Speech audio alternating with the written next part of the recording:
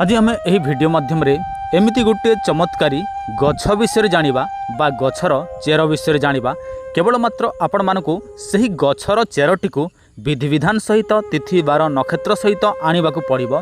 तापर सही चेरटी को दुईटी हाथ रे आपण मानकु धरिबाकु पड़िबो एवं राति समय आपण मानकु जहाकु कि आकर्षण करिवार अछि, जहाकु डाकिवार अछि, जहाकु वशीकरण करिवार अछि ताहार नाम नेबाकु पड़िबो।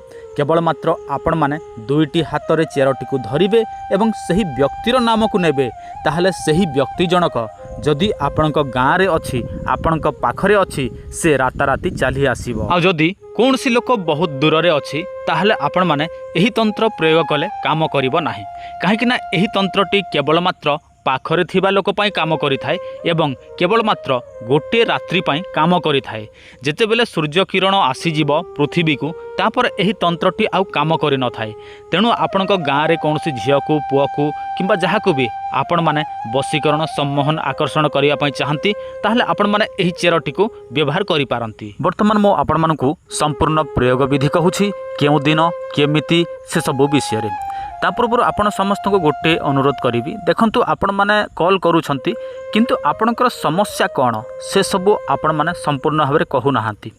जदि आपण मानकर एही परि कोनोसी समस्या अछि जेमिति कि आपण माने काहाकू प्रेम करंती से आपण को प्रेम करे नाही किंबा करूथिला वर्तमान आपण को भूली जाइछि, आपणक स्त्री आपण को छाड़ी देइछि, आपणक स्वामी आपण को छाड़ी देइछि, से अन्य कोनोसी पुरुष सहित चक्कर चलैछि, जदि आपण माने आपण मानक पाठ पढ़ारे समस्या होउछि, चाकरी समस्या होउछि, विवाह समस्या होउछि, कोर्ट कचेरी समस्या होउछि, आपण मानकर कोनोसी काम हेउ नाही, आपणकर व्यापार वाणिज्य एही सब जमारू मध्य चालू नाही ताहले आपण माने एही सब समस्या आम सहित जोगाजोग करिवे।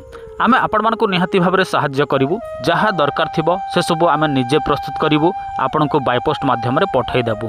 देखंतु जे कोनोसी समस्या थिले कॉल करंतु, कॉल करिबारे कोनोसी टंका पैसा पड़े नाही। आपण मानकर जदि दरकार थिबो ताहले ही कॉल करिवे। वर्तमान मो आपण माने कहूछि प्रयोग विधि ध्यान देकी सुनंतु। आपणक स्क्रीन रे जो गछटी देखा जाउछि आपण माने एहाकू देखिले चिन्हि पारुथिबे, यार नाम हेउछि पाताल गरुड़। देखंतु एही पाताल गरुड़ हुए तो सबु अंचल रे मिली न पारे किंतु जो अंचल रे अछि ताहले से माने याकू व्यवहार करिवे, नहले जो अंचल रे नाही से माने अलगा कोनोसी तंत्र व्यवहार करिवे। काहेकि ना अनेक तंत्र मंत्र आम चैनल रे अछि। तो आपण माने कोन करिवे, प्रथमे एही पाताल गरुड़टी को देखिबे एमिति कौनसी एक निर्जन स्थान रे अछि ताहले आपण माने एही पाताल गरुड़ गछ को विधि विधान सहित निमंत्रण देबे। तो निमंत्रण केमिति देबे देखंतु, आपण माने जहाकू भी आकर्षण करिया पई चाहंती ताहारी नाम नै कि आपण माने निमंत्रण देबे।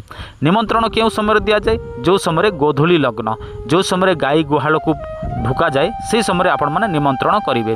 तापर आपण माने चली आसीबे।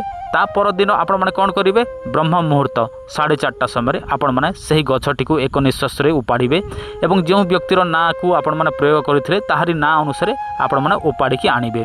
तापर सेटा को कंचा क्षीर पंचामृत जे कोनोसी जगह रे धोई देबे, तापर गोटे नाली कपड़ा बिछेबे, ता ऊपर रखी देबे गंठी बांधिकी आपण माने सेटा को जत्न सहकार पूजा स्थान रखिबे। तापर सकाले लेबान गुगल धूप देबे एवं संध्या समय कर्पूर जालिबे से व्यक्तिर ना रे। जेतेबेले आपण मानक 7 दिन कंप्लीट हो जिवो तापर 8 नंबर दिन रे कोन करिवे, आम चैनल रे गोटे साबर मंत्र अछि, आकर्षण पई साबर मंत्र अछि, आपण माने देखि नेबे। सही मंत्रटी को आपण माने 7 थर उच्चारण करिवे, दुईटी हाथ पापुली रे से चेरटी को धरिवे एवं 7 थर उच्चारण करिवे एवं सही व्यक्तिर ना को आपण माने डाकिवे।